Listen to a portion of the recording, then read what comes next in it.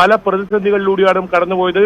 നമുക്കറിയാം അവിടുത്തെ കാലാവസ്ഥ, ഈ ശിരൂരിലുള്ള പല കാലാവസ്ഥകളും തരണം ചെയ്ത്, പ്രതിസന്ധിയെ തരണം ചെയ്ത് പല ഘട്ടങ്ങളിലും ഈ തെരച്ചിൽ മുടങ്ങുന്ന സാഹചര്യം ഉണ്ടായിരുന്നു.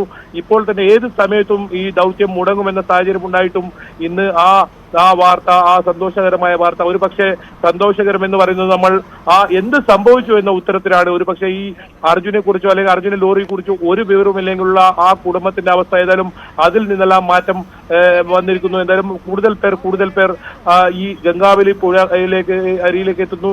ഇനി അഭിലാഷ് സൂചിപ്പിച്ചതുപോലെ തന്നെ 2 പേരെ കൂടി കണ്ടെത്താനുണ്ട്.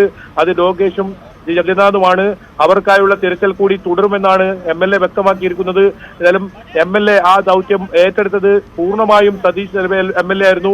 കർണാടക സർക്കാർ വലിയ തോതിൽ പിന്തുണ നൽകി 3 ഘട്ടമായുള്ള ദൗത്യമാണ്. 3ാം ഘട്ടത്തിലാണ് ഏറ്റവും അവസാനമായി നടത്തുന്ന ദൗത്യമെന്ന് കർണാടക സർക്കാർ പ്രഖ്യാപിച്ച ആ 3ാം ദൗത്യത്തിലാണ് ഇപ്പോൾ ആ ഉത്തരം ലഭിച്ചിരിക്കുന്നത്. എന്തായാലും ഇനി വളരെ പെട്ടെന്ന് തന്നെ ഇത് മൃതദേഹം ഭാഗം നാട്ടിലേക്ക് എത്തിക്കാനുള്ള നടപടിക്രമങ്ങളാണ് നടക്കുക. ഒരു പക്ഷേ ഇന്ന് തന്നെ അതിനുള്ള എല്ലാ നടപടികളും പൂർത്തിയാക്കുമെന്ന് തന്നെയാണ് ജില്ലാ ഭരണകൂടം വ്യക്തമാക്കുന്നത്. ഏതായാലും ഇപ്പോൾ മൃതദേഹം ഡ്രഡ്ജറിലേക്ക് മാറ്റിയിട്ടുണ്ട്. ഇനി അല്പസമയത്തിനകം തന്നെ കരയിലേക്ക് എത്തും. ആംബുലൻസ് ഉൾപ്പെടെയുള്ള സൗകര്യങ്ങൾ ഇവിടെ ഒരുക്കിയിട്ടുണ്ട്. എന്തായാലും ആ വാർത്ത ഇത്രയും നാൾ നമ്മൾ ചോദിച്ചുകൊണ്ടിരുന്ന ആ ചോദ്യത്തിന് ഉത്തരമായിരിക്കുന്നു എന്ന് തന്നെയാണ് ഇതിൽ ഏറ്റവും പ്രധാനം. ഓരോ കാലാവസ്ഥയും അതിജീവിച്ച് ഓരോ ദൗത്യവും നമ്മൾ കൃത്യമായി പ്രേക്ഷകരിൽ എത്തിച്ചുകൊണ്ടിരുന്നു.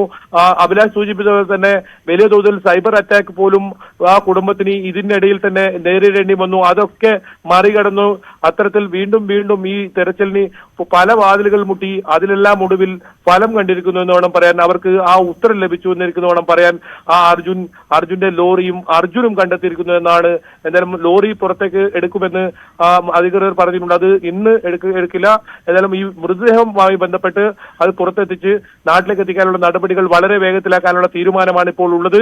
എന്തായാലും ആ അർജുന്റെ മൃതദേഹം ഇപ്പോൾ ഡ്രഡ്ജറിലേക്ക് മാറ്റിയിരിക്കുന്നു. ഞാൻ നേരത്തെ സൂചിപ്പിച്ചതുപോലെ തന്നെ 12 മീറ്റർ ആഴത്തിലായിരുന്നു ഈ മൃതദേഹം ഉണ്ടായിരുന്നത്. നമ്മുടെ ഈ ഡ്രഡ്ജറിന്റെ നമുക്കറിയാവുന്നതാണ്, ഹിറ്റാച്ചി 5 മീറ്റർ മാത്രം ആഴത്തിൽ മണ്ണെടുക്കാൻ കഴിയുന്നതാണ്. ഇതിൽ നേവിയുടെ സ്കൂബ ഡൈവർമാർ അവരുടെ തെരച്ചിലാണ് നിർണായകമായത്. പല ഭാഗങ്ങളിൽ പല കേന്ദ്രങ്ങൾ കേന്ദ്രീകരിച്ച് ചിത്രത്തിൽ തെരച്ചിൽ ഉണ്ടായിരുന്നു. അതിൽ ഏറ്റവും പ്രധാനം ഇന്ദ്രപാൽ അദ്ദേഹം മാർക്ക് ചെയ്ത ആ പോയിന്റാണ്. അതിൽ CP4-ൽ നമ്മൾ ഇന്നലെ കണ്ടതാണ് വലിയ തോതിൽ മണ്ണും പാറി. തീർച്ചയായും KV ബൈജു ആണ് വാർത്തയുടെ വിശദാംശങ്ങൾ നൽകിക്കൊണ്ടിരിക്കുന്നത്. അപകടമുണ്ടായതിനു ശേഷം തങ്ങളുടെ കുടുംബാംഗം അർജുനെ കാണാനില്ല എന്ന് മാധ്യമങ്ങളോട് പറഞ്ഞ നിമിഷം മുതൽ ഈ അപകട സ്ഥലത്ത് നിന്നുള്ള വിവരങ്ങൾ പങ്കുവെച്ചുകൊണ്ടിരിക്കുന്ന ആൾ കൂടിയാണ് ബൈജു. ഒപ്പം ഇപ്പോഴിതാ ഈ ദൃശ്യങ്ങളിൽ കാണാൻ സാധിക്കുന്നത് അർജുൻ ഓടിച്ചിരുന്ന വാഹനം ഉയർത്തുന്ന ലോറി, ഭാരത് ബെൻസിന്റെ ലോറി ഇപ്പോൾ ഉയർത്തുന്നതിന്റെ ദൃശ്യങ്ങളാണ്. ഡ്രഡ്ജർ ഉപയോഗിച്ചുകൊണ്ട് ലോറി ഉയർത്തുന്നു. നേരത്തെ തന്നെ ലോറിയുടെ ഒരു ഭാഗം, അതായത് ആദ്യം തന്നെ ഉയർത്തിയത് ക്യാബിൻ ഉൾപ്പെടുന്ന ഭാഗമായിരുന്നു. ആ ക്യാബിൻ ഉയർത്തിയപ്പോൾ തന്നെ ആ ക്യാബിനകത്ത് മൃതദേഹ ഭാഗങ്ങൾ കണ്ടെത്താൻ സാധിച്ചു. അതിനുശേഷം പിന്നീട് ക്യാബിൻ മുകളിലേക്ക് നിലനിർത്തിക്കൊണ്ട് അവിടെ നിന്ന് മൃതദേഹം നീക്കം ചെയ്യുകയാണ് ചെയ്തത്. മൃതദേഹം പുറത്തേക്ക് എത്തിക്കുകയാണ് ചെയ്തത്. അത് ഡ്രഡ്ജറിലേക്ക് ബോട്ടിലേക്ക് മാറ്റി, പിന്നീട് ഡ്രഡ്ജറിലേക്ക് മാറ്റി. ഇപ്പോൾ അത് കൂടുതൽ ശാസ്ത്രീയമായ പരിശോധനകൾക്ക് വേണ്ടി മാറ്റുകയും ചെയ്യും.